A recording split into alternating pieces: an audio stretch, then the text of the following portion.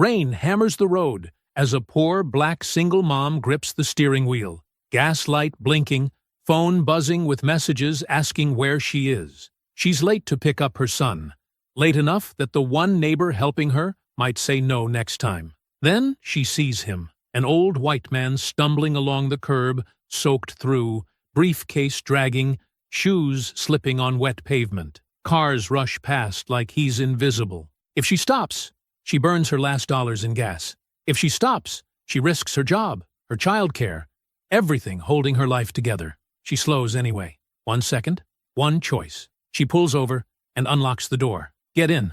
I'll take you home. He looks up, stunned. Rain dripping from a coat that doesn't belong on this street. What she doesn't know is that this stranger carries a secret powerful enough to change her life forever, and neither of them sees it coming. Before we go any further, comment where in the world you are watching from and make sure to subscribe, because tomorrow's story is one you don't want to miss.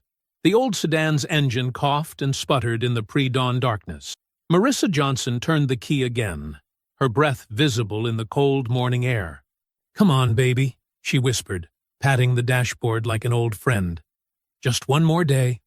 In the back seat, 8-year-old Eli slept peacefully, curled up under his favorite navy blue hoodie.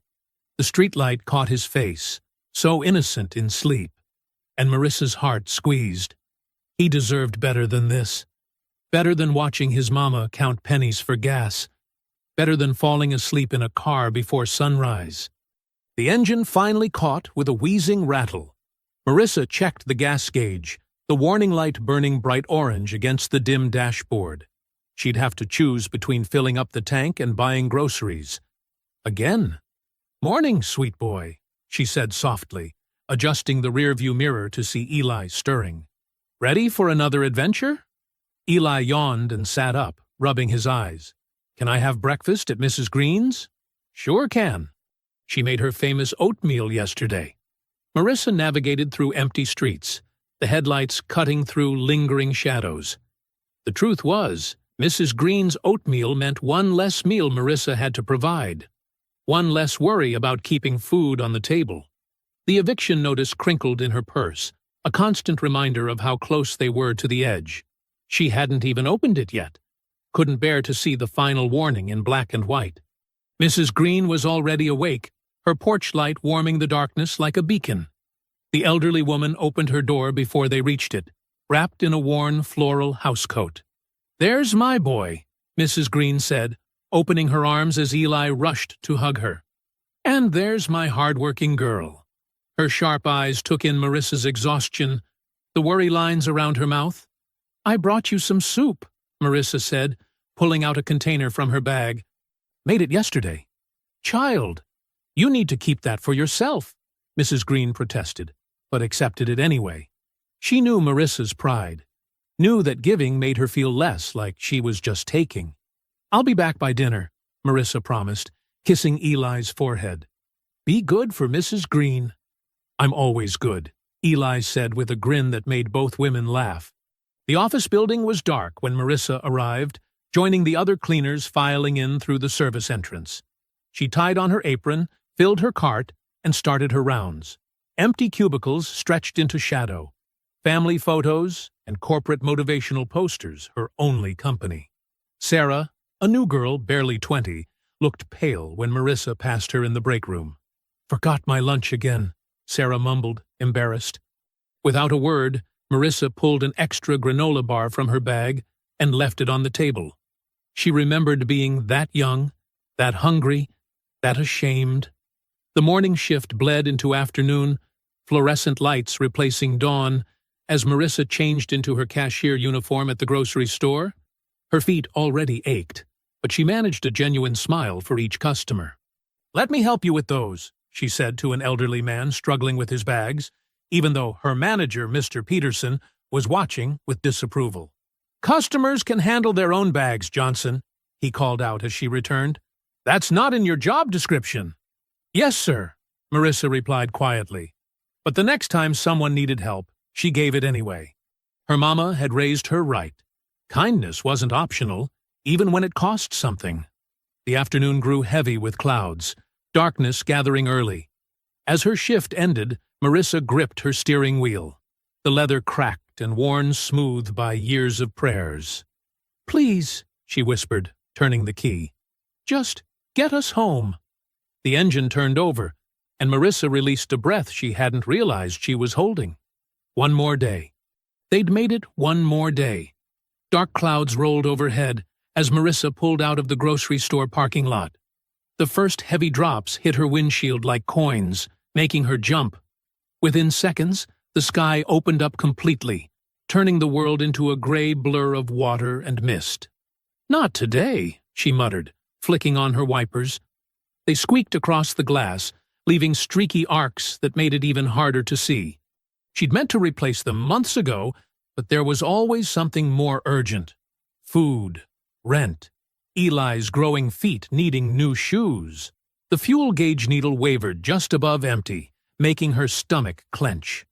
She'd learned exactly how far she could stretch that last gallon, knew every gas station that would let her put in just a few dollars worth. But in this rain, with the engine working harder, every mile felt like a gamble. Traffic crawled through the downpour. Marissa leaned forward, squinting through the windshield. Water pooled at the intersections, and cars threw up sheets of spray as they passed. Her phone buzzed on the passenger seat, Mrs. Green's name lighting up the screen. Marissa's chest tightened. She was already running late, and Mrs. Green had been clear about needing to leave for her doctor's appointment. That's when she saw him, an elderly white man struggling along the sidewalk, one hand gripping a worn leather briefcase, the other braced against the wind. His suit, probably once crisp, hung heavy with rain. Each step seemed to cost him, his right leg dragging slightly. Marissa's fingers tightened on the steering wheel. She should keep driving. She needed to get to Eli. The gas tank was running on fumes. Mrs. Green was waiting. Every practical reason in the world said to drive past, just like all the other cars splashing by. The old man stumbled, his free hand shooting out to catch himself against a lamppost. His briefcase hit the wet sidewalk, papers spilling out to scatter in the wind and rain. "Lord, have mercy," Marissa breathed. Before she could talk herself out of it, she hit her hazard lights and pulled over to the curb. Her window hummed as she lowered it, rain immediately spattering her face. "Sir," she called out. "Sir, please, get in. Let me take you home." The man looked up, water streaming down his lined face. He seemed to be weighing his options, pride warring with necessity. Another car roared past, sending a wave of dirty water over his shoes. "Please," Marissa said again, softer this time. "This rain isn't letting up." Her phone buzzed again, probably Mrs. Green wondering where she was. The gas gauge needle seemed to sink lower just sitting there. But Marissa kept her hand stretched toward the passenger door, remembering all the times she'd wished someone would stop for her when things were hard. The old man gathered his scattered papers with shaking hands, trying to stuff them back into his briefcase. Marissa put the car in park and grabbed her umbrella from the back seat. She stepped out into the downpour, hurrying to help him. "Here," she said, holding the umbrella over him as she knelt to rescue a soggy document from a puddle. "Let me help you with those." His hands were cold when they brushed against hers, accepting the wet paper. Up close, she could see how his shoulders trembled, whether from cold or exhaustion she couldn't tell. His suit might have been expensive once, but now it was as worn as her cashier's uniform, the edges frayed and thin. Finally, he nodded, something in his proud stance softening. "Thank you," he said quietly, his voice rough but cultured. "You're very kind." Marissa held the passenger door open, steadying him as he lowered himself into the seat. Water dripped from his clothes onto her cracked leather upholstery, and her ancient heater rattled to life, trying its best to push out warm air.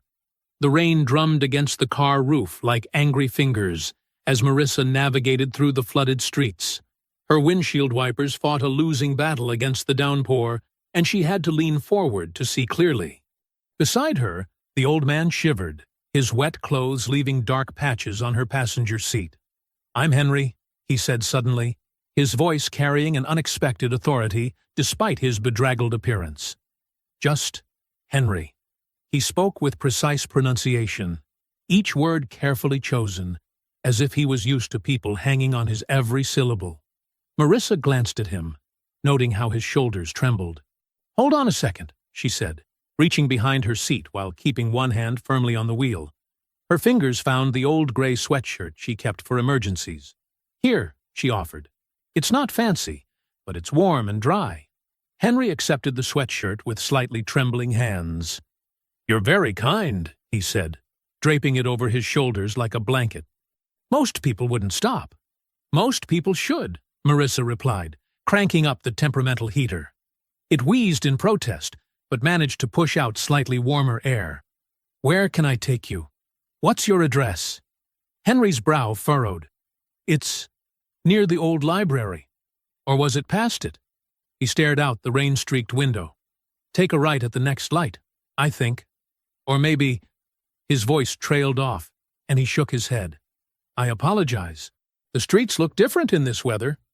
Marissa's concern deepened. She'd seen this kind of confusion before in some of her elderly customers at the store. The last thing she wanted was to drop him off somewhere random in this weather. She made a decision, turning toward the more commercial district where some businesses would still be open. The fuel warning light blinked insistently, and Marissa tried not to think about how much gas this detour was costing her.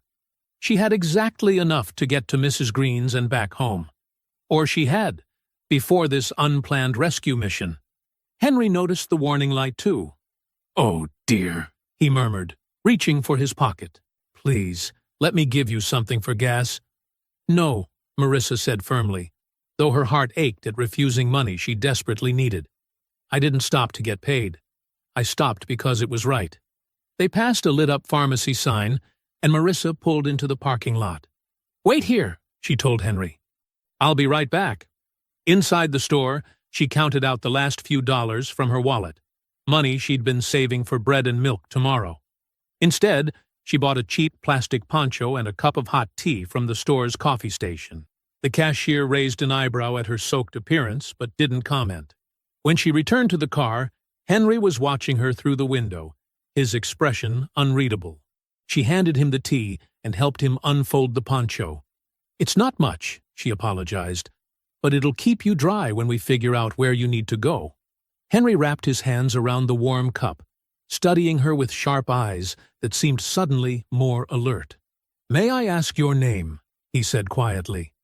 "Marissa Johnson," she answered, not knowing those two simple words would change everything. The rain continued its steady rhythm against the roof as they sat there, steam rising from the cup of tea between them. The heater hummed its weak protest, and somewhere in the distance, thunder rolled across the sky. In the glow of the pharmacy's fluorescent lights, Marissa checked her phone, 3 missed calls from Mrs. Green, and tried to figure out what to do next. "Mrs. Johnson," Henry said, sipping his tea with deliberate care. "I'm afraid I've disrupted your evening quite thoroughly." His words carried a weight she couldn't quite understand, but she was too focused on the practical problems at hand to dwell on it. "Don't worry about that," she said, though worry was exactly what she was doing. "Let's just focus on getting you somewhere safe and warm." She pulled out of the parking lot, the windshield wipers keeping their steady beat, as she searched for a solution that wouldn't leave either of them worse off than they'd started.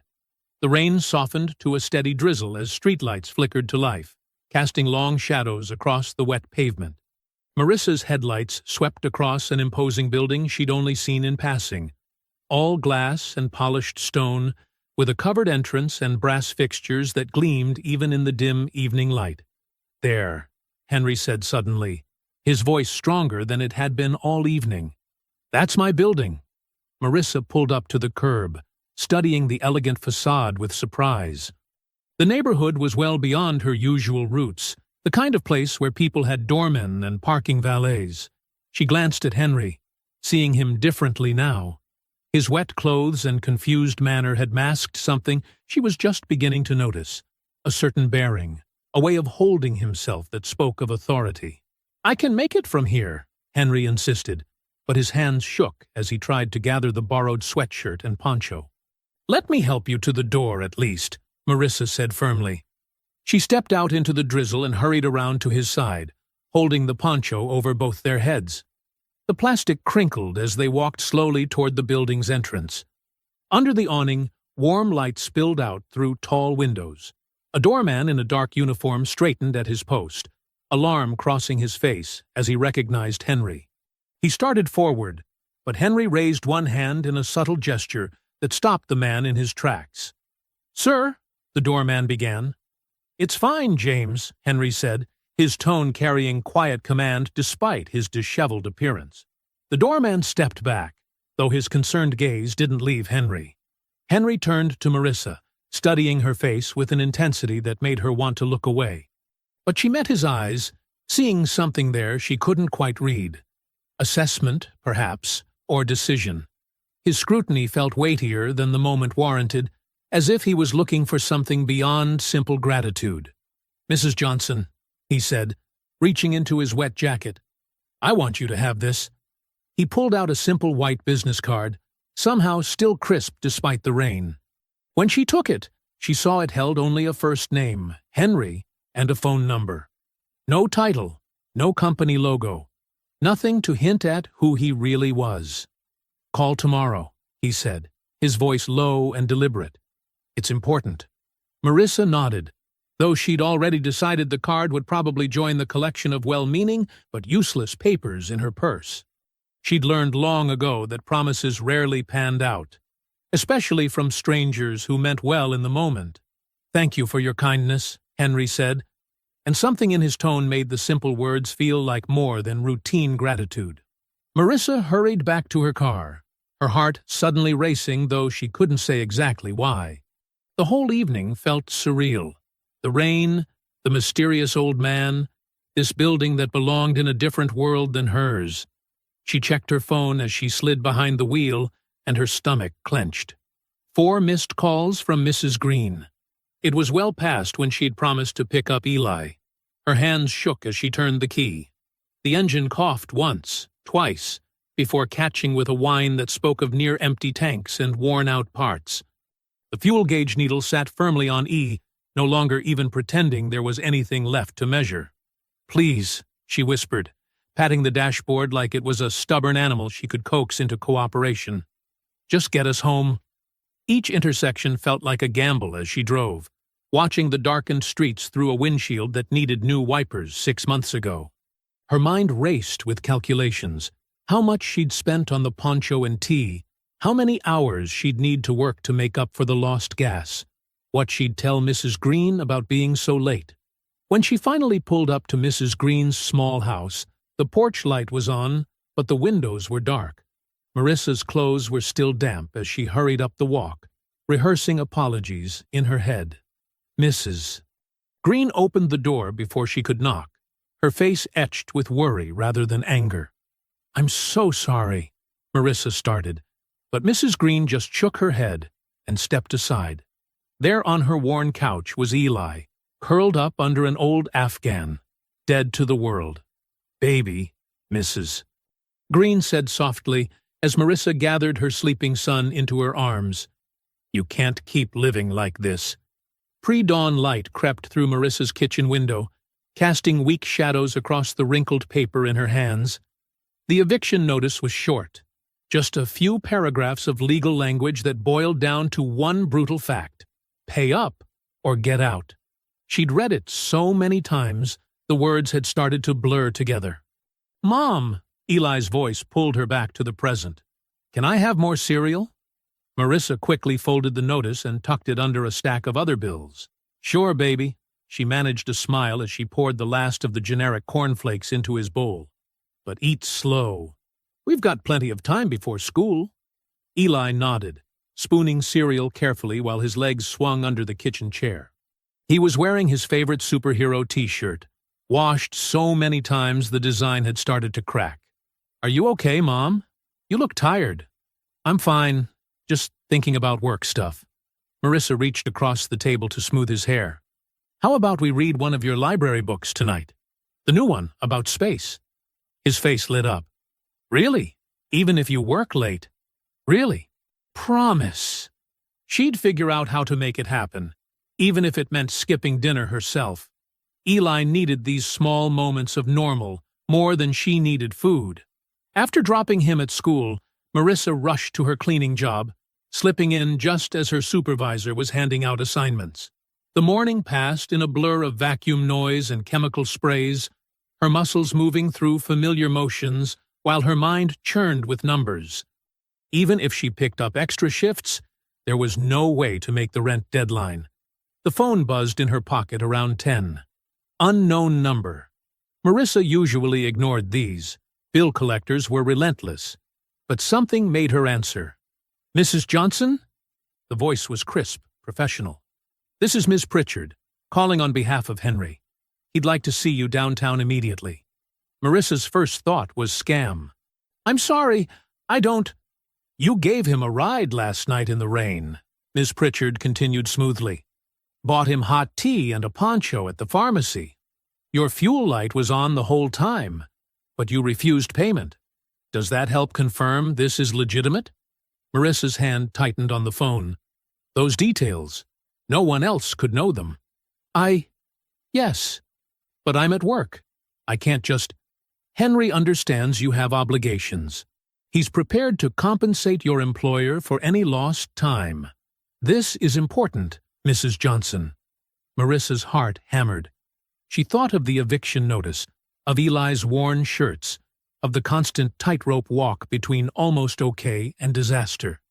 "I'll need to make arrangements for my son after school." "Of course. The address is 1200 Market Street. They'll be expecting you in the lobby." After a quick call to Mrs. Green, "Child, what kind of trouble are you in now?" Marissa changed into the blazer she kept in her car for emergencies. It was second-hand, slightly too big, but better than showing up wherever she was going in her cleaning uniform. The bus ride downtown felt surreal. She watched the neighborhoods change through smudged windows, houses getting bigger, streets getting cleaner, until finally the glass and steel towers loomed ahead.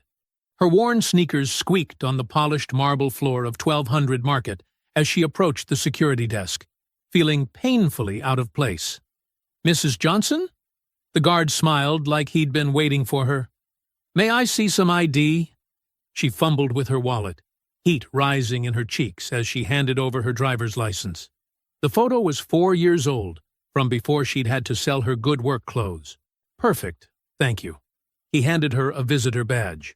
"Take the express elevator to floor 47. Ms. Pritchard will meet you there." Marissa's knees felt weak as she walked to the elevator bank. The doors were polished to a mirror shine, reflecting her uncertain expression back at her. She pulled Henry's card from her pocket, running her thumb over the embossed letters. Just a name and number. Nothing to explain why she was here. Nothing to hint at who he really was. The elevator arrived with a soft chime. Inside, it was all wood paneling and brass fixtures, with a view of the city through a glass wall. Marissa pressed 47 with a shaking finger, watching the ground fall away as the car rose smoothly upward. Each floor that passed felt like another step into a world she didn't belong in, where people had corner offices instead of cleaning carts, where one phone call could rearrange someone's whole day. The card in her hand was warm now from her grip as the numbers climbed. 43, 44, 45. She took a deep breath, trying to steady herself. 46. The elevator slowed to a stop at 47, and the doors closed behind her like a vault ceiling shut. The executive suite was hushed, wrapped in thick carpet and expensive wood paneling that seemed to absorb sound. Ms. Pritchard guided Marissa to a leather chair that probably cost more than her monthly rent. "Water?" she offered, already moving toward a crystal pitcher. "Yes, please." Marissa's voice came out smaller than she intended. Through floor-to-ceiling windows, the city spread out like a map, buildings catching morning light. From up here, her neighborhood wasn't even visible, just a haze on the horizon where the nice parts of town faded into the struggles she knew. Ms. Pritchard handed her a glass of water, condensation beating on the outside. "Mr. Henry will join us shortly. Please, Make yourself comfortable. Comfortable seemed impossible. Marissa perched on the edge of the chair, trying not to leave marks on the leather. Her blazer felt thin, her shoes scuffed against the pristine carpet. She sipped the water slowly, afraid of spilling. The door opened. Henry stepped in, and Marissa almost didn't recognize him. Gone was the drenched, confused man from last night. This Henry wore a perfectly tailored suit that probably cost more than her car. His silver hair was neatly combed, his posture straight and commanding. But his eyes, those were the same. Clear, observant, weighing everything they saw. Mrs. Johnson, he crossed the room with measured steps. Thank you for coming. You look different. The words slipped out before she could stop them. A slight smile touched his face. Yes, I imagine I do. He settled into a chair across from her, adjusting his cuffs. First, I want to thank you for stopping last night. 7 other cars passed me. I counted. Marissa's mind struggled to make sense of what she was seeing. You weren't really lost, were you? No. Henry's voice was gentle but direct. I sometimes walk the city in ordinary clothes, without drivers or security. It helps me see how people truly behave when they don't know who I am. The water glass trembled in Marissa's hand as understanding hit. So, I was part of some test? Some kind of experiment to see who'd help a poor old man? Heat rose in her chest. Not just embarrassment now, but anger. You could afford a taxi. You didn't need my gas, or my time, or... You're right. Henry cut in, not defensive but firm. I didn't need help, but that's precisely why it mattered that you offered it. He leaned forward slightly. Mrs. Johnson, I've spent years watching people perform kindness when they think it might benefit them. They see status, opportunity, networking. What I look for is different. Someone who helps when it costs them something real. Ms. Pritchard quietly placed a folder on the table between them. You spent your last dollars on tea and a poncho, Henry continued. You burned gas you couldn't spare. You risked child-care arrangements you depend on. And when I tried to pay you, you refused.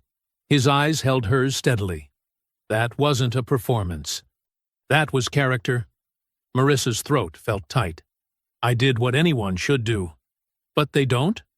That's the point. Henry opened the folder. I'm not here to give you a reward or a handout. I'm here to offer you a path. Inside the folder were documents with official letterheads, course descriptions, certification requirements, financial summaries. Marissa's vision blurred as she tried to read them. It's a training program, Henry explained. Community Health Navigation Certification. You'd learn to help people access medical care, social services, housing assistance, all the systems that are currently failing your neighborhood.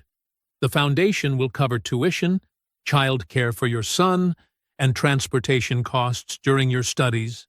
Marissa stared at the papers, her heart pounding. The certification was real. She'd heard of it, dreamed of it even, but the cost had been impossible. Why me? Because you already do this work informally. I've watched you, helping elderly neighbors, sharing information about resources, making sure people aren't alone in crisis. But you're doing it without support, without credentials, without sustainable income. Henry tapped the folder. This makes it official, gives you tools to help more effectively, creates a career, not just a calling. Ms. Pritchard placed a pen beside the papers. The initial commitment is 6 months of full-time study. The foundation provides a living stipend during that time. Marissa picked up the pen. It was heavy, expensive, the kind of pen that signed things that mattered. Her hand shook slightly as she looked at the signature line. For my son, she whispered, pressing the pen to paper. I'll do the work. The pen moved slowly, carefully, forming her name. Each letter felt like a promise. To Eli, to herself, to the community she wanted to serve. She'd seen too many offers that seemed too good to be true. But this wasn't a handout or a quick fix. This was a chance to transform her hard-won experience into real change. When she finished signing, Henry reached for the papers. Their eyes met across the table. His measured and evaluating, hers determined and clear. In that moment, Marissa understood.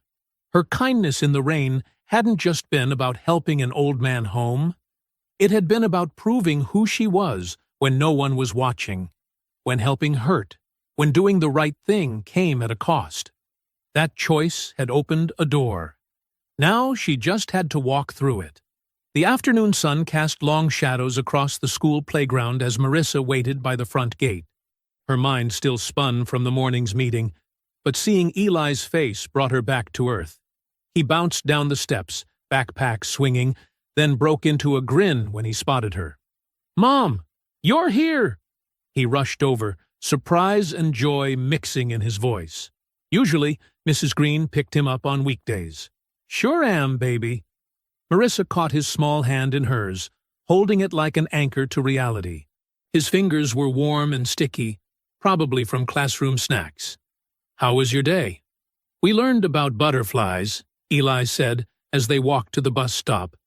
"They start as caterpillars, but then they wrap up in this thing called a chrysalis and change completely." Marissa smiled at the timing of his lesson. "That's kind of like what might be happening for us." Back home, Marissa heated leftover spaghetti, while Eli spread his homework across their small kitchen table. She watched him concentrate on math problems, his pencil moving carefully between numbers. The familiar sight steadied her racing thoughts. "Hey, E?" She sat down beside him. "I need to tell you something important." Eli looked up, his expression turning serious. At 8 years old, he'd already learned to read the weight in adult voices. "Remember last night when I was late picking you up from Mrs. Green's?" Marissa began. "Well, I was late because I stopped to help an older man walking in the rain. He was lost and cold, so I gave him a ride." "Was he okay?" Eli asked, concern crossing his young face. "He was. But here's the amazing part. This morning, he offered me a chance to go back to school, to learn how to help people in our neighborhood better, and get paid for it." Eli's pencil stopped moving. His face held that careful look she knew too well, the one that said he'd seen too many grown-up promises turn to dust. "Like when Ms. Taylor said she'd help you get that hospital job?" he asked quietly. Marissa's heart squeezed.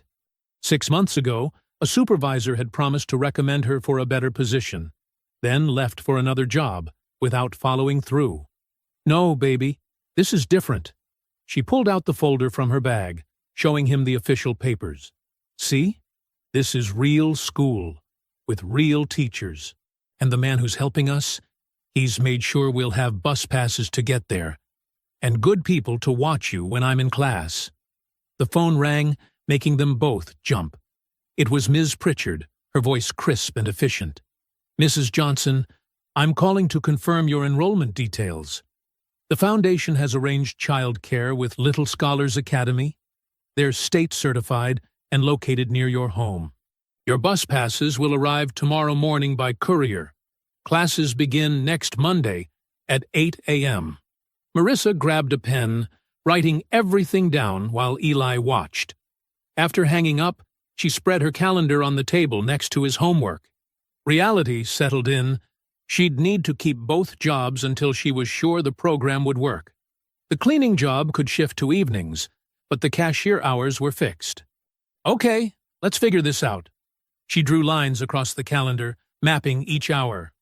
"Morning classes here, work here, your school pickup."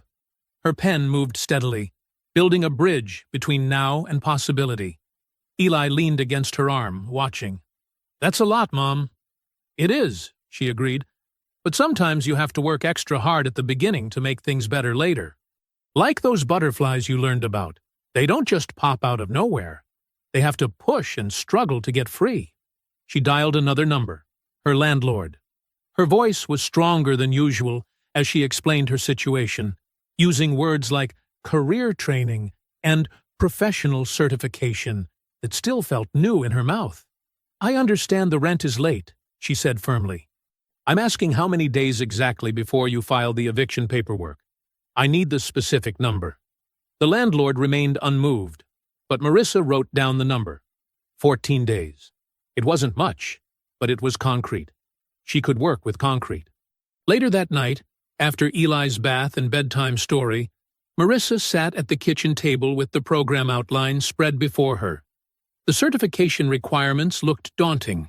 Medical terminology, healthcare systems, social service navigation, cultural competency training. But underneath the big words, she recognized the work she'd been doing informally for years, helping people find doctors, understand paperwork, access services. Eli's soft breathing drifted from his bedroom as he slept. She glanced at his backpack, still decorated with the butterfly stickers his teacher had handed out that day. The timing felt like more than coincidence. No wasted chance, she whispered, reading the first chapter title again. Her fingers traced the words, as if to make them more real. The old sedan sat lifeless in the dim morning light, refusing to turn over no matter how many times Marissa twisted the key. She hit the steering wheel in frustration, then immediately regretted it. This car had carried her through 3 years of double shifts. It didn't deserve her anger.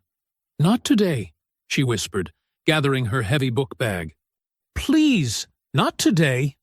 The morning air bit through her jacket as she ran toward the bus stop, her shoes hitting the sidewalk in a desperate rhythm. She'd left early enough to drive, but hadn't planned for mechanical failure. Other commuters huddled under the metal shelter, their breath visible in the cold. Marissa checked her phone. 6:45 a.m. If the bus stayed on schedule, she could still make it. The bus squealed to a stop 10 minutes later, already crowded with morning workers. Marissa swiped her new pass, the one Henry's foundation had provided, and found a spot to stand, gripping the overhead rail. Each stop and start made her stomach clench tighter. She couldn't be late. Not on her first week. The training center occupied the ground floor of a renovated office building. Marissa hurried through the glass doors at 7:52 a.m., her heart racing but her clothes still neat. The classroom buzzed with conversation as other students settled into their seats. Most looked fresh from college, their notebooks crisp and new. A few wore scrubs or business casual, probably switching careers. Marissa smoothed her thrift store blazer and took a seat near the middle, not hiding but not drawing attention either. "Good morning, everyone," the instructor, Dr. Walsh, began. "Today we're covering social determinants of health, the factors that influence wellness before anyone ever sees a doctor." Marissa opened her notebook, purchased with her last cashier shift wages. The pages were still blank, waiting. "Let's start with housing instability," Dr. Walsh continued. "How does uncertain shelter affect healthcare access?" The room fell quiet. Young hands stayed down, faces uncertain. Marissa's heart picked up speed as memories flooded in, calling clinics from payphones, using old addresses on forms, choosing between rent and prescriptions. Slowly, she raised her hand. "Yes, Mrs. Johnson?" "When you don't have stable housing," Marissa began, her voice steady despite her nerves, "you can't get consistent care. Doctors want permanent addresses for records and billing. If you move a lot, you lose paperwork. Sometimes you can't keep medicines that need refrigeration. And preventive care? That's not even on the radar when you're facing eviction." Dr. Walsh nodded, writing key points on the whiteboard. "Excellent real-world example. What about food access?" Again, Marissa's hand rose. "Food deserts mean people rely on corner stores and fast food. But it's not just about location. It's timing. If you work multiple jobs, you might not have time to cook, even if you could buy fresh food. And food pantries? They often operate during working hours." The younger students turned to look at her with new interest. One woman in scrubs nodded in recognition. As the morning progressed, Marissa's experience illuminated topic after topic. She knew how medical debt could spiral, how lack of transportation affected appointment keeping, how shame kept people from seeking help until emergencies forced them. Her knowledge wasn't theoretical. It was lived, earned through years of navigating broken systems. When class ended, Dr. Walsh caught her eye. "Mrs. Johnson, your insights today were invaluable. This program needs voices like yours." Marissa felt warmth spread through her chest as she gathered her books. The bus ride to Little Scholars Academy felt lighter than the morning journey. She found Eli in the reading corner, surrounded by books and clearly content. "Mom!" He jumped up, hugging her waist. "Ms. Rachel helped me with division." "That's wonderful, baby." Marissa signed the pickup sheet, noticing how professional and clean the facility looked. This was worlds away from the informal childcare arrangements she'd cobbled together before. At home, they spread their work across the kitchen table, her medical terminology flashcards next to his spelling list. Eli sounded out photosynthesis while she memorized hypertension. "Quiz me," he said, covering his words with one hand. "Okay. Necessary. Necessary, he spelled carefully. "Now you do one of yours. Hit me. That one about blood pressure. Hypertension. Hypertension. They worked until dinner time when Marissa's phone buzzed. Her second job supervisor was calling about her missed shift. She had mandatory orientation tonight instead. The lost wages would make next week tight, maybe impossible. She stared at the phone, then at Eli's homework, then at her own studies. Standing up, Marissa walked to the kitchen sink. She found a piece of paper and a marker, writing in clear letters, "Finish what you started." The note went up right where she'd see it every morning, a reminder that some sacrifices were investments. The fluorescent lights hummed overhead as Marissa stared at her phone in the empty hallway. The message glowed back at her. Local News 5, interested in your inspiring journey from Good Samaritan to scholarship recipient. Available for interview this week. She pressed her back against the cool wall, letting out a long breath. 3 weeks into the program, and suddenly everyone wanted to know her story. It had started with whispers in class, then social media posts, and now this, actual news coverage. Inside the classroom, she could hear chairs scraping as students packed up after their morning session. Marissa had just aced another role-play exercise, demonstrating how to help clients navigate insurance paperwork. Dr. Walsh had called her performance exemplary. "Mrs. Johnson?" Speaking of Dr. Walsh, she appeared in the doorway. "The foundation representatives were impressed with your presentation today. They're talking about using your approach as a model for the program." "Thank you," Marissa said, tucking her phone away. "I just showed what I wish someone had shown me years ago. That's exactly why you're succeeding here. Real experience matters." As other students filtered past, Marissa noticed their glances. Some smiled warmly, while others quickly looked away. She'd seen the comments online. "Fairy tale story," and "must be nice to get handpicked by a billionaire." The attention made her skin prickle. Her phone buzzed again. This time, it was Ms. Pritchard, Henry's assistant. "Mr. Henry requests a brief meeting tomorrow morning before your classes. Coffee in the foundation office?" Marissa typed back a quick acceptance. These check-ins with Henry had become regular, though brief. He never wasted words, and he seemed genuinely interested in her progress rather than her publicity value. The foundation office occupied a quiet corner of the building. 2 staff members Marissa didn't recognize stood in the lobby, taking photos of the training center's logo wall. One lifted her camera as Marissa passed, but lowered it when Marissa shook her head slightly. Henry sat in a simple chair by the window, not behind the imposing desk. "Marissa," he said warmly, "how are the classes?" "Good. Great, actually. I'm maintaining a 95 average. I saw the reports." He gestured for her to sit. "And I've seen the media attention." Marissa's shoulders tensed. "I haven't responded to any of it. Nor should you feel obligated to. This opportunity is yours, earned through character, not a publicity stunt. Though I understand the foundation's marketing team is enthusiastic. They followed me to lunch yesterday," Marissa admitted. "Wanted photos of natural interaction with classmates." Henry's expression darkened slightly. "I'll speak to them. Your focus should be on learning, not performing for cameras." After the meeting, Marissa felt lighter.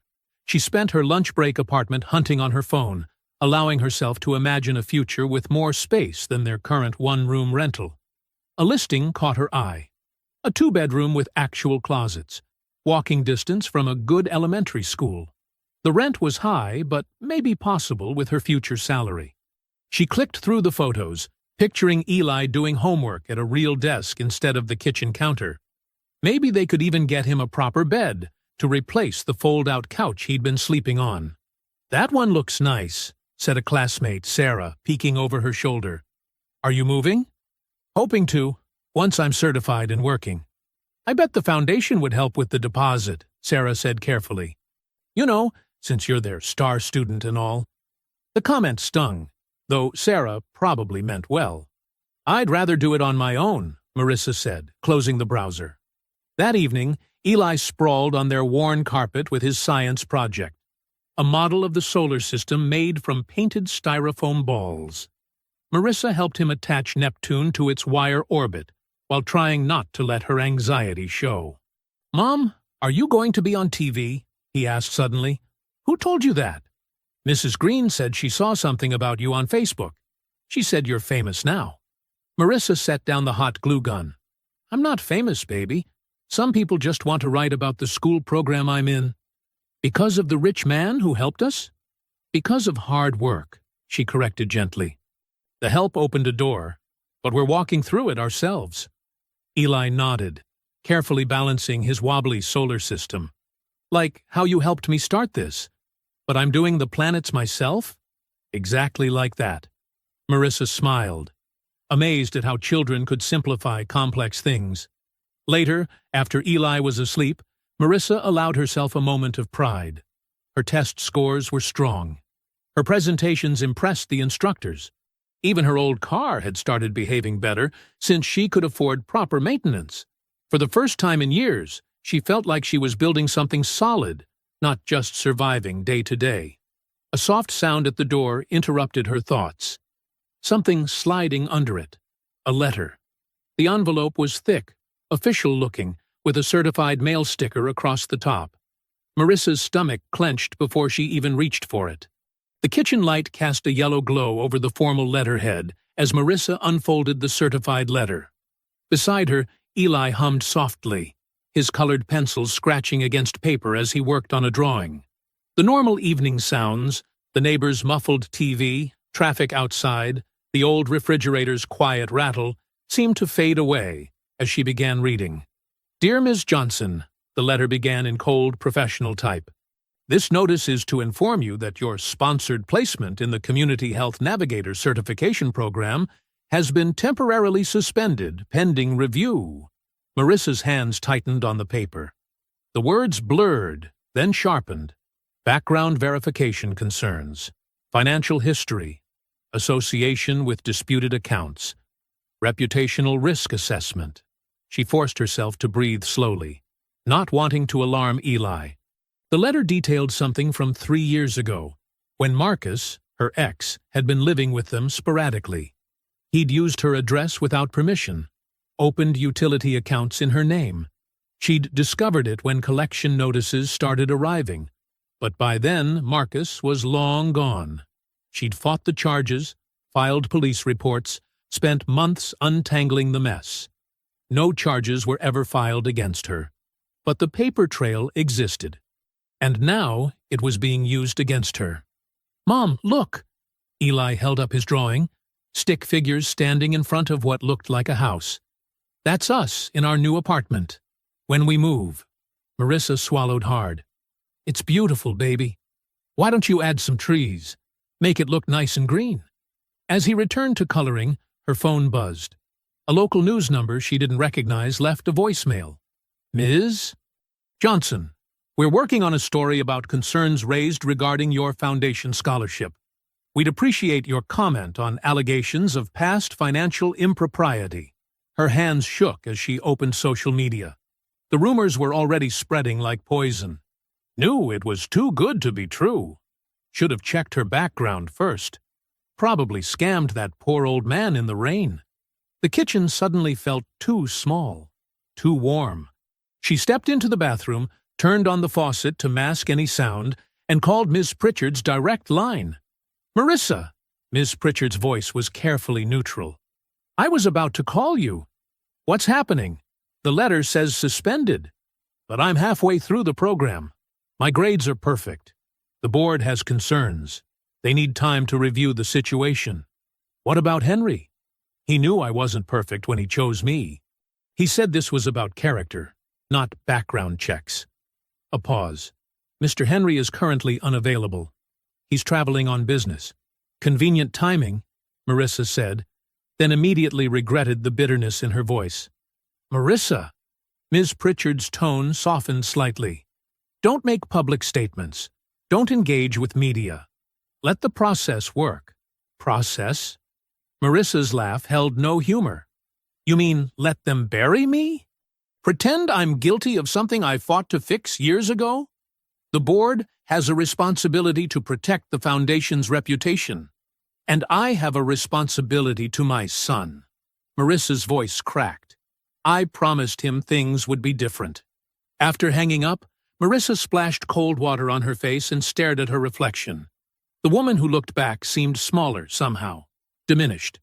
All those weeks of growing confidence, of walking taller, feeling worthy, gone in one certified letter. She returned to the kitchen where Eli was adding the finishing touches to his drawing. "Mom, can I hang this on the fridge?" "Of course, baby."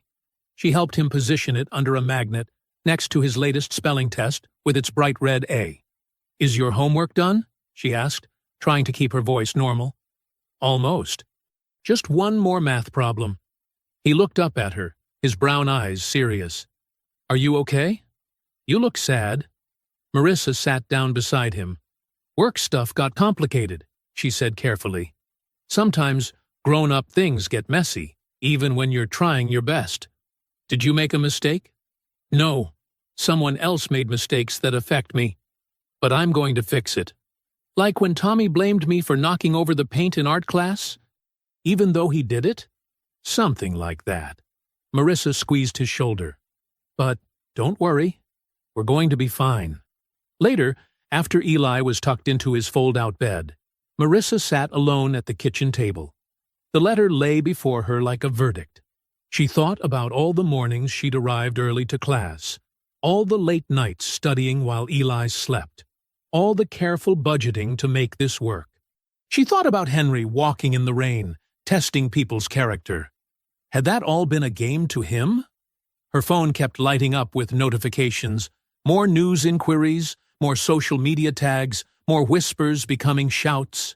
She turned it face down. The apartment felt heavy with silence. On the fridge, Eli's drawing showed their imagined future. A proper home, stability, dignity. All the things she'd finally dared to reach for. Marissa picked up the letter again. Her hands trembled as she folded it precisely along its creases, each bend a small act of control when everything else felt chaotic. The foundation's logo stared back at her, embossed and official, claiming the power to judge her worth. "I'm still going tomorrow," she whispered into the quiet kitchen. The words came out shaky, but grew stronger as she repeated them. She thought of Eli's faith in her, of all the times she'd told him to stand up after falling. The letter went into her bag, next to her textbooks and carefully maintained class notes. Tomorrow would come, with its stares and whispers, its judgments and assumptions. But she would be there, in her seat, proving something, if only to herself and her son. The morning air bit through Marissa's thin jacket as she stood at the bus stop, clutching her textbooks. Her stomach growled. She'd given her last granola bar to Eli for breakfast. The foundation's letter sat heavy in her bag, but her student ID still worked. Until someone physically stopped her, she'd keep showing up. Other commuters huddled nearby, checking phones and watches. A woman Marissa recognized from class glanced at her, then quickly looked away. The story had spread. Marissa lifted her chin and stared straight ahead. The bus arrived with a whoosh of brakes. Marissa counted out exact change. No more prepaid pass, and found a seat near the middle. She opened her textbook, focusing on today's material about emergency response protocols. The words blurred as exhaustion crept in. She'd been up late recalculating their budget, trying to stretch what was left of her savings. In class, Marissa sat in her usual spot despite the whispers. When the instructor asked questions, she raised her hand anyway. During group work, she noticed others hesitating to partner with her. Fine. She'd work alone. Ms. Johnson, her instructor said after class. A moment? Marissa braced herself, but the woman just handed her a graded paper. Excellent analysis of community resource mapping. Whatever else is happening, your work speaks for itself. The validation stung almost worse than criticism. Marissa managed a nod before hurrying out. Dark clouds had gathered during class. As her bus approached her neighborhood, fat raindrops splattered against the windows. Thunder rolled overhead. Marissa pulled her jacket tight and jogged from the stop toward home, but stopped short at the scene before her. Water pooled in the street, backing up from overwhelmed storm drains. Several buildings, including her apartment complex, stood dark. No lights in any windows. A small crowd had gathered in the parking lot, voices raised in panic and confusion. "My insulin's in the fridge," Mrs. Torres from 3B was saying. "It'll go bad." "I can't climb 4 flights in the dark," Mr. Washington protested. "My heart can't take it." "My baby needs formula, and I can't see to mix it." A young mother bounced a crying infant. Marissa's training kicked in. She moved to the center of the group and spoke in the clear, commanding tone she'd practiced in class. "Everyone listen up." The crowd quieted. First priority is safety. Who has elderly or disabled neighbors who might be stuck upstairs? Hands went up. Marissa pointed to some younger residents. "You 3, grab flashlights and check on them. Work in pairs. Mrs. Green has a master key. She's in 2A. She turned to a teenager with a charged phone. "Call emergency services. Report the flooding and power outage. Tell them we have vulnerable residents who need assistance." To others, "Who has battery packs? Gather them at the community center. It has a backup generator. We can set up a charging station." People began moving with purpose. Marissa spotted Mrs. Torres trembling over her insulin. "The community center has a refrigerator on generator power. We'll move temperature-sensitive medications there." "My baby," the young mother pleaded. "I have bottled water in my apartment," Marissa said. "We'll use that for formula. Does anyone else have bottled water to share?" Several people nodded. Marissa organized a water collection point, showing the mother how to properly mix formula by flashlight. Rain pounded harder. Marissa's clothes were soaked, but she kept moving. She helped Mr. Washington navigate the dark stairwell, one step at a time. She coordinated with arriving emergency responders, giving them clear updates on resident locations and medical needs. A shout came from the second floor. "Mrs. Green fell!" Marissa ran up the stairs, flashlight beam bouncing.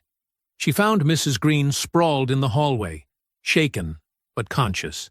"Tried to check on Ms. Ruby," Mrs. Green explained. "Got dizzy in the dark." "I've got you." Marissa helped her up, supporting her weight.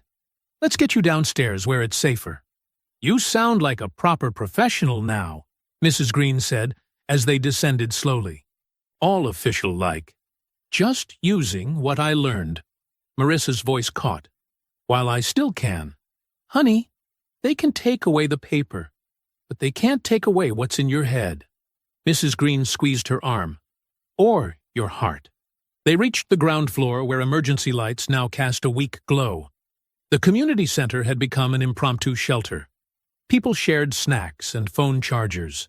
Children played cards by flashlight. The young mother had finally gotten her baby to sleep. Marissa moved through the crowd, checking on everyone. Elderly residents with their rescued medications, families with small children, people with mobility issues.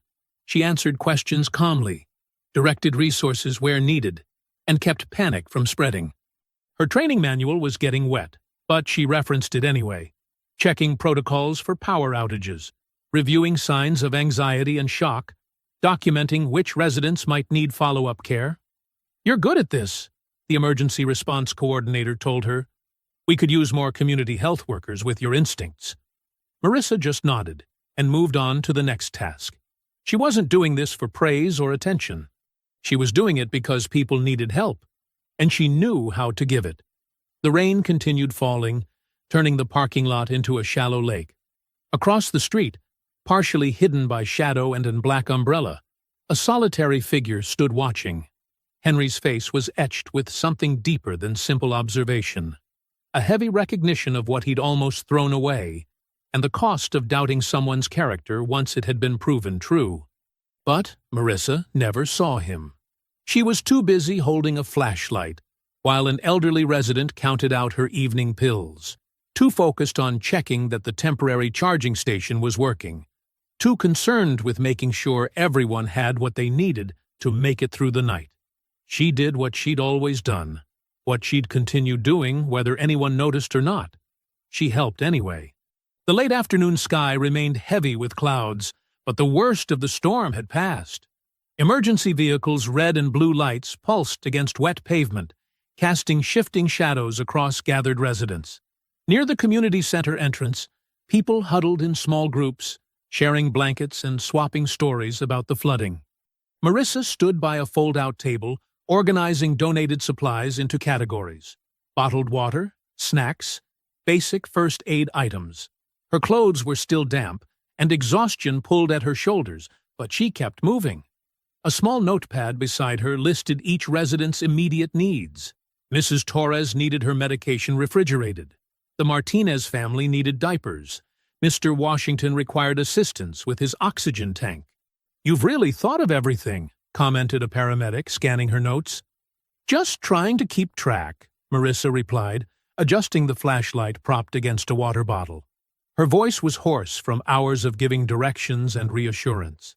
The community center hummed with activity. Children dozed on chairs while parents spoke in hushed voices. Emergency crews moved efficiently through the space, checking on elderly residents. The young mother, whose baby had needed formula earlier, gave Marissa a tired smile from her corner. A police officer approached with another update. "Power company says it might be tomorrow before everything's restored. We're arranging temporary shelter for anyone who needs it." Marissa nodded, already mentally sorting who would need transportation assistance. She was so focused on adding notes that she didn't notice the figure approaching until a familiar voice spoke. "Ms. Johnson." She froze. Without looking up, she knew it was Henry.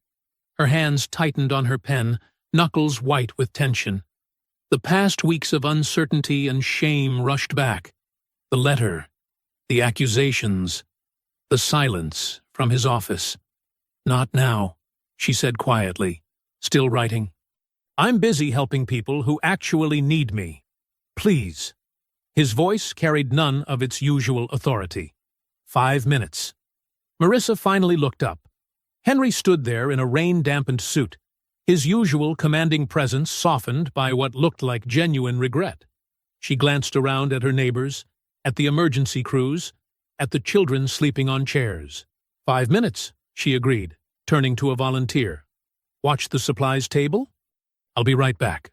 They moved to a quieter corner of the room, where the emergency lights cast long shadows. Marissa crossed her arms, protective armor against whatever new disappointment might come. "I saw how you handled the crisis," Henry began. "Did you?" Marissa's voice shook with barely contained anger. "Were you watching that too? Another test? Because the last one wasn't humiliating enough? You have every right to be angry. Where were you?" The words burst out, sharp with hurt. "When that letter came? When people started calling me a fraud? When everything I'd worked for just disappeared?" She took a shuddering breath. "You talked about seeing real character. But the moment someone questioned mine, you vanished." Henry didn't interrupt or defend himself. He simply listened, his face grave, as Marissa's words poured out. "Do you know what it's like," she continued, "to finally believe you might have a real chance, then watch it slip away because of something someone else did? To have your whole past used against you, even though you survived it?" A young boy's cry interrupted them. Someone had dropped their flashlight, and the dark had scared him. Marissa automatically turned toward the sound, but another resident was already there, offering comfort. Henry waited until she looked back at him. "The board review wasn't solely my decision," he said carefully. "But you're right. I allowed it to continue. I needed to know if your kindness was conditional." "Conditional?" Marissa's laugh was bitter. "On what? Having enough money? Being comfortable? Because those have never been options for me." "No," Henry said softly. "I needed to know if you would keep helping others even when no one was watching, even when there was no reward, even when it cost you everything." Marissa thought of the past weeks, still attending classes, still studying, still showing up. Today's crisis response. So it was another test. An unfair one, Henry admitted. One I regret. Watching you lead today, seeing how naturally you stepped up, it proved what I already knew but needed to confirm. You help because it's who you are, not what you might gain. He reached into his jacket and withdrew a folder. "I personally investigated the background issue, traced the paper trail to your ex-partner, found documentation clearing your name." His voice hardened. "I won't let systems punish you for surviving someone else's mess." Marissa stared at the folder but didn't take it. "Why should I trust you again?" "Because I'm not just offering to restore the opportunity," Henry said. "I'm here to apologize. I let fear of being wrong about you override what I knew was right. That caused you pain you didn't deserve." A commotion near the supplies table drew Marissa's attention. Someone needed help organizing donations. Her body automatically turned toward the need, and Henry noticed. "Even now," he said quietly, "your instinct is to help." "It's not an instinct," Marissa corrected him. "It's a choice, every time." Henry nodded slowly. "That's exactly why I'm here. Tomorrow morning, I want you to come with me to meet the board." Marissa tensed. "I won't beg them to believe in me." "No," Henry agreed. "You're not coming as a charity case or someone who needs their approval. You're coming as the leader you already are. The leader everyone here sees clearly." The emergency coordinator called Marissa's name, needing her input on overnight arrangements. She glanced at Henry, then at the folder he still held. "Your 5 minutes are up," she said. "I have work to do here." The elevator doors opened onto the 45th floor, revealing a corridor of polished marble and gleaming wood. Marissa's reflection ghosted along brass-trimmed walls as she followed Ms. Pritchard toward double doors marked boardroom. Her second-hand blazer felt thin against the building's aggressive air conditioning, but she kept her spine straight. "They're waiting," Ms. Pritchard said softly, pausing at the entrance. She gave Marissa an encouraging nod before pushing the doors open. 12 faces turned toward her.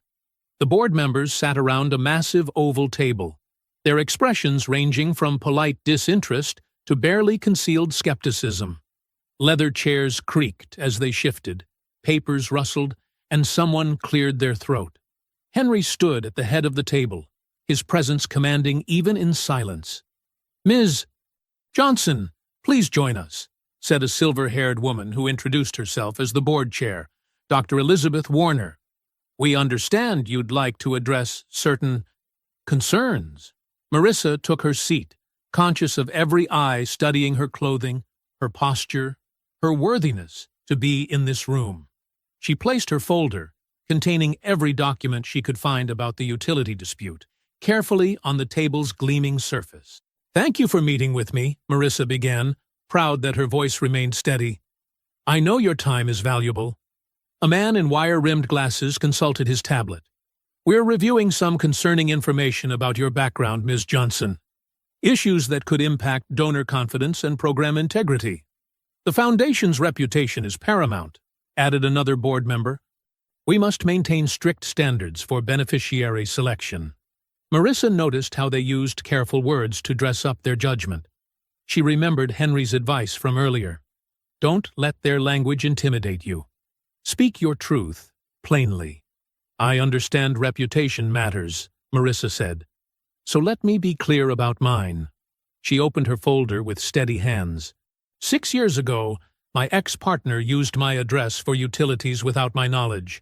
When he abandoned the account, the company came after me. I was working 2 jobs then too, raising a toddler alone. I couldn't afford a lawyer to fight it. She met their eyes one by one.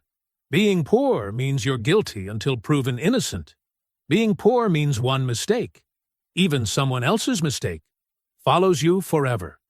Being poor means systems assume the worst about you, no matter how hard you work or how honest you are. The room stayed silent. Even the paper shuffling stopped. I brought documentation, Marissa continued, sliding copies forward. Court records showing I was never charged with fraud. Proof I set up a payment plan for bills that weren't mine, because I couldn't fight them. References from employers who know my character. Dr. Warner examined the papers through her reading glasses. These circumstances are unfortunate. However, the Foundation must consider. If I may, Henry interrupted, standing. His voice filled the room with quiet authority. I've witnessed Ms. Johnson's character firsthand, not through background checks or paperwork, but through actions under pressure. He described the neighborhood crisis during the storm. Marissa organizing emergency response, tracking vulnerable residents, coordinating with first responders. She led without being asked. She served without reward. She showed exactly the kind of practical leadership our programs should cultivate. Admirable, said the man with wire-rimmed glasses. But our guidelines need revision, Henry cut in. What good is a foundation claiming to lift people up if we punish them for surviving? What message do we send when we demand perfection from those who've had to fight for everything? Marissa watched the board members exchange glances. Henry wasn't finished. I propose we not only reinstate Ms. Johnson's sponsorship, but expand it. Full tuition coverage, a paid foundation internship, leadership development training. She's already proven she can translate empathy into action. Let's give her the tools to do more. The budget implications, someone began, will be covered by my personal guarantee, Henry said firmly. Unless, of course, you'd prefer I redirect my funding to organizations with clearer moral vision. The threat hung in the air. Board members shifted uncomfortably. Marissa kept her face neutral, though her heart hammered. Dr. Warner removed her glasses. Perhaps we should put it to a vote. Perhaps we should, Henry agreed. But first, I'd like Ms. Johnson to share her vision for what she'd do with this opportunity. Marissa hadn't expected this opening, but she was ready. She spoke about creating accessible health navigation services in underserved neighborhoods, about training other community members to advocate for themselves, about building bridges between medical systems and people who'd lost trust in institutions. I know what it's like to feel invisible, she concluded. To need help, but not know how to get it. That experience isn't a weakness. It's expertise. I can reach people others can't, because I've walked in their shoes. The board vote that followed felt almost anticlimactic. Under Henry's steady gaze, they approved the expanded program with only 2 dissenting votes. Dr. Warner herself made the motion to proceed immediately with reinstatement. As the meeting concluded, board members gathered their materials and filed out. A few nodded to Marissa. Their earlier skepticism softened. Henry touched her shoulder briefly as he passed, a quiet gesture of support. Marissa remained seated for a moment, her hands folded in her lap. Relief made her dizzy, but determination steadied her. She thought of Eli, of Mrs. Green, of her neighbors during the storm. She thought of all the times she'd helped anyway, when helping hurt. Now she had a chance to help with real resources behind her. Ms. Pritchard appeared at her side. Ready to review the new paperwork? Marissa stood, squaring her shoulders once more. Yes, she said simply. I'm ready. Morning light filtered through freshly cleaned windows as Marissa turned the key in the lock. The door swung open with a satisfying click, revealing the transformed space that still took her breath away. New vinyl flooring gleamed under LED lights, replacing the cracked tiles and flickering fluorescence that had marked this abandoned storefront for years. She inhaled deeply, fresh paint and possibility. The renovation had taken 3 months, but every detail felt right. The welcoming lobby with comfortable chairs, the private consultation rooms with sound dampening, the small medical station equipped for basic screenings. Educational posters in Spanish and English brightened the walls, and a children's corner held books and quiet activities. Marissa walked through her morning routine, switching on computers and checking the day's schedule on her tablet. The Foundation's logo shared wall space with local partner organizations, a visual reminder that this center belonged to the community first. Mrs. Green arrived precisely at 8, settling behind the front desk with her thermos of tea. "Morning, baby," she called out, arranging her family photos next to the sign-in computer. "Ready for another day?" "Always," Marissa smiled, helping Mrs. Green adjust her chair. The older woman had insisted on volunteering 3 mornings a week, saying she needed to keep useful. In truth, her presence gave the center credibility. Neighbors trusted Mrs. Green's judgment. The first clients wouldn't arrive for another hour, giving Marissa time to review files. She'd hired 2 part-time health navigators from the neighborhood, both completing certification like she had. Training them felt like passing forward Henry's investment in her. Eli's backpack appeared in her office doorway before his face. "Mom, I finished the science homework." He was growing so fast. His school uniform pants already showed his ankles. "That's great, honey. Show me while I get these papers organized." She cleared space at the small desk they'd set up in the corner of her office. It wasn't fancy, but it was his space. Stable, predictable, safe. Eli spread out his assignment, explaining the water cycle diagram with enthusiasm. Marissa noticed he'd drawn extra arrows and notes in the margins, the way she did with her own work files. "Very thorough," she praised, "just like a real researcher." "Ms. Thompson says I might get to present it to the class," he said, carefully storing the paper in his folder. "Can I help sort the donation boxes before school?" The monthly resource drive had brought in winter coats and sealed personal care items. Marissa checked her watch. They had time. "Sure, but shoes stay off the coffee table this time." They worked together, creating neat piles while Mrs. Green called out good morning to the elderly walking group that used the center's back room for exercise class. The routine felt solid, earned. Marissa remembered nights of counting coins for gas, of apologizing to Mrs. Green for late pickups, of holding her breath every time the car started. Now she had bus passes for clients who needed them, a small emergency fund for families in crisis, and partnerships with local doctors willing to work with payment plans. Her phone buzzed. A text from Henry. "Monthly check-in today? 2 p.m.?" She typed back confirmation. Henry's visits had grown less frequent, but more focused. He asked sharp questions about sustainability, about training new leaders, about creating systems that would outlast his involvement. "You're building something larger than one person's generosity," he'd told her last month. "Make it strong enough to stand alone." The morning unfolded steadily. Marissa helped a young mother navigate insurance paperwork, connected a diabetic senior with medication assistance, and coordinated transportation for a child's specialist appointment. Between clients, she reviewed grant applications with her staff, teaching them to translate community needs into funding language. Around noon, she caught movement in the doorway, a teenager shifting nervously, clearly wanting to speak but unsure how to start. Marissa recognized that hesitation. She'd felt it herself, standing in aid offices where judgment came before help. "Come on in," she said warmly, moving away from her desk to sit in the more casual chair arrangement by the window. "I'm Marissa. What brings you by today?" The girl twisted her sleeve. "My friend said," she said, "you help people figure stuff out? Without making it weird?" "That's what we're here for," Marissa agreed. "Want to tell me what needs figuring out?" Slowly, the story emerged. A complicated tangle of family medical bills, school absence policies, and an ill grandmother needing care. Marissa listened, taking notes, asking gentle questions. This was why the center mattered. not just for direct help, but for dignity in the asking.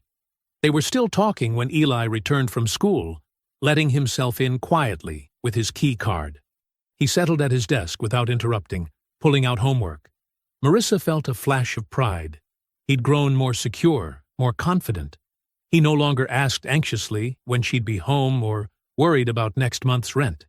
The stability had given him room to be a child again. Mrs. Green poked her head in. Reminder, that new hospital liaison is coming at 3 to discuss their community outreach program. Thanks, Mrs. G. Could you pull the visitor stats from last month?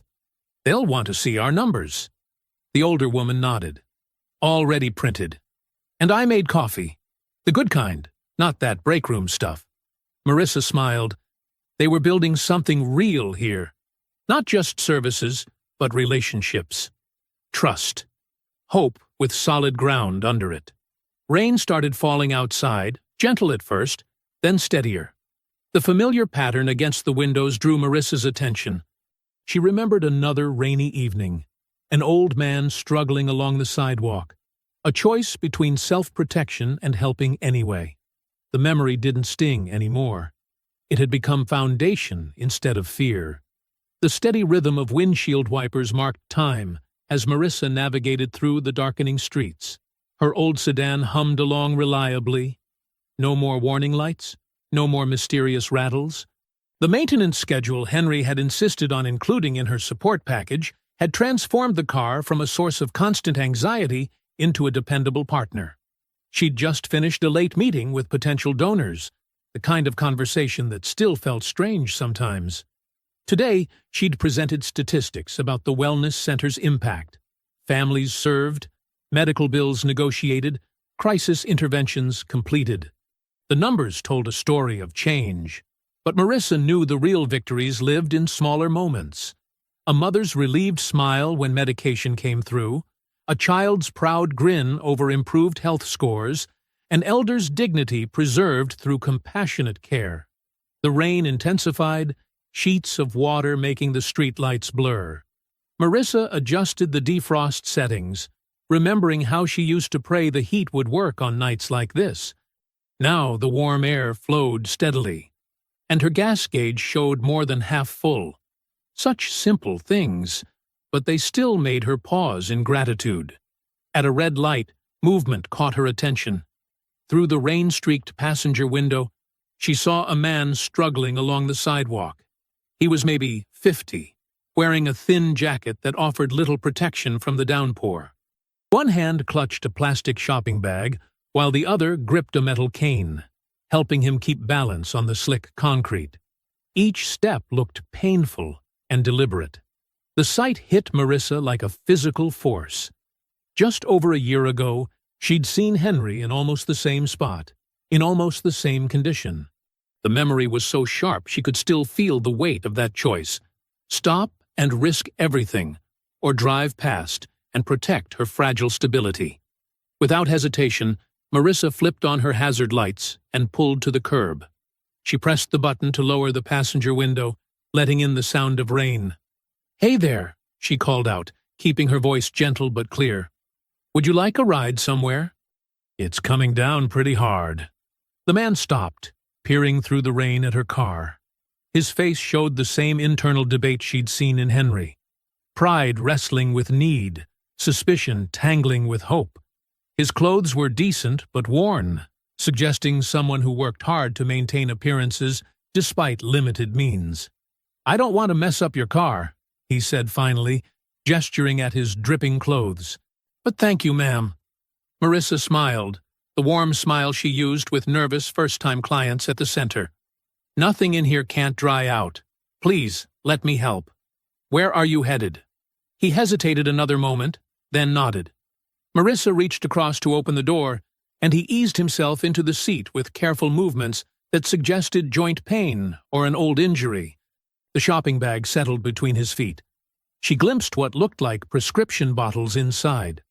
"I'm Marissa," she offered, pulling carefully back into traffic. "Where can I take you?" "James Wilson," he replied, his voice carrying the slight drawl of someone who'd grown up local, but tried to smooth it out. "I'm over on Maple Street." the apartment complex near the Methodist church. He paused, then added, I usually drive, but my car's in the shop. Couldn't put off picking up the prescriptions, though. Marissa nodded, recognizing the familiar calculation of necessary risks. Maple Street's not far. Do you have someone expecting you? Family should know you're safe in this weather. My daughter might call later, James said. She worries, especially since the arthritis got worse. But she's got her own family to manage up in Charlotte. The conversation felt like an echo, but now Marissa was on the other side of it. She knew the right questions to ask, the way to show interest without prying. That's tough, managing health stuff long distance. Does your doctor have a good system for prescription refills? James sighed. It's complicated. Insurance changed again. Had to switch some medications. Still figuring out what's covered. Marissa kept her voice casual, while her heart squeezed with recognition. You know, I work at that new wellness center over on Grant Avenue. We have staff who help navigate insurance issues, find medication assistance programs. All free, no strings attached. She gestured to the glove compartment. Would you mind checking in there? I should have some of our cards. James retrieved a business card, studying it under the passing streetlights. The center's logo was simple but professional, with contact information and a list of basic services. Marissa had designed it herself, making sure it looked legitimate without being intimidating. I've heard about this place, he said slowly. Friend of mine said you helped his mother get into that new senior dental program. That's us, Marissa confirmed, turning onto Maple Street. We're open Monday through Saturday, and you can just walk in. No appointments needed for initial consultations. She pulled up to the apartment complex, positioning the car so James would have a shorter walk to the covered entrance. He tucked the card carefully into his wallet. I appreciate the ride, Ms. Marissa. And maybe I'll stop by the center next week. We'll be there, she assured him, watching to make sure he made it safely to the building's door. As she drove away, the rain continued its steady fall. But it felt different now. Cleansing instead of threatening. Familiar instead of fierce. Marissa thought about Henry, about choices and changes and circles closing. She hadn't offered James a business empire or a miraculous transformation. She'd simply given what she could. A dry ride, a kind ear, and a path to possible help. The sedan's headlights cut through the rain, guiding her home where Eli waited with Mrs. Green. Her son would want to tell her about his day, show her his latest art project, maybe ask for help with math homework. They'd eat dinner at their small table, plan for tomorrow, and feel secure in the knowledge that their lights would stay on, their home was stable, and their future had room to grow. I hope you enjoyed that story. Please like the video and subscribe so that you do not miss out on the next one. In the meantime, I have handpicked 2 stories for you that I think you will enjoy. Have a great day.